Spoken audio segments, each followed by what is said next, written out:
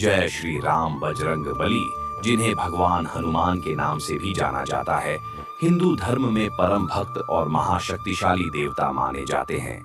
वे भगवान शिव के रुद्र अवतार हैं और रामायण में भगवान राम के अनन्य भक्त के रूप में प्रसिद्ध हैं।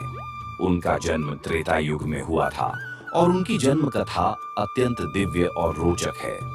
हनुमान जी का जन्म वानर राज केसरी और माता अंजना के पुत्र के रूप में हुआ था।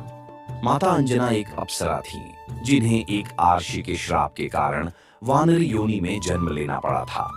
उन्होंने घोर तपस्या की और भगवान शिव से यह वरदान प्राप्त किया कि वे उनके पुत्र के रूप में जन्म लेंगे और उनका उद्धार करेंगे। भगवान शिव के वरदान के अनुसार माता अंजना ने भगवान को पुत्र रूप में प्राप्त करने के लिए कठोर तपस्या की। उसी समय अयोध्या में राजा दशरथ ने पुत्र प्राप्ति के लिए यज्ञ किया, जिससे उन्हें श्री राम, लक्ष्मण, भरत और शत्रुघ्न जैसे पुत्र प्राप्त हुए। ऐसा कहा जाता है कि जब यज्ञ का प्रसाद उनकी तीनों रानियों में विभाजित किया गया, तो उसी समय भगवान शिव के आदेश पर पवन देव, वायु देवता ने एक अंश प्रसाद उड़ाकर माता अंजना के हाथ में डाल दिया। इसे ग्रहण करने से माता अंजना ने हनुमान जी को जन्म दिया। इसी कारण हनुमान जी को पवन पुत्र भी कहा जाता है। हनुमान जी बाल्यकाल से ही अत्यंत बलशाली और चंचल थे। एक बार जब वे छोटे थे तो उन्हें सूर्य देव एक लाल फल की तरह प्रतीत हुए और वे उन्हें खाने के लिए आकाश की ओर उड़े।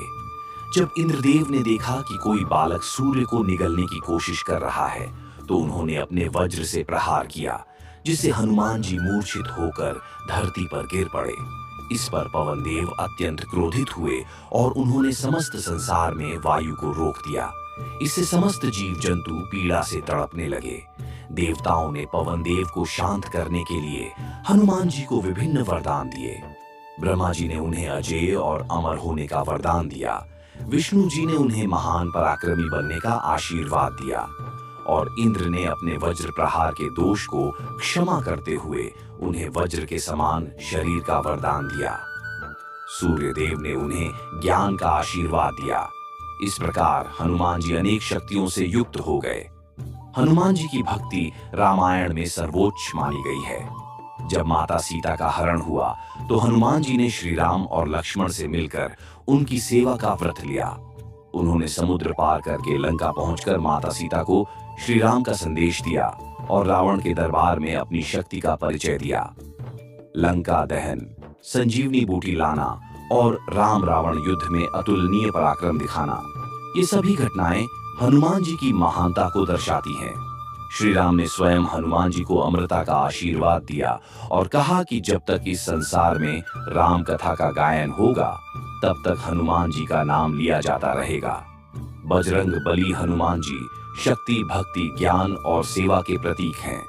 वे आज भी संसार में अपने भक्तों की सहायता के लिए सदैव उपस्थित रहते हैं। उनकी आराधना से भय, दुख और संकटों का नाश होता है और भक्ति की शक्ति का अनुभव किया जाता है।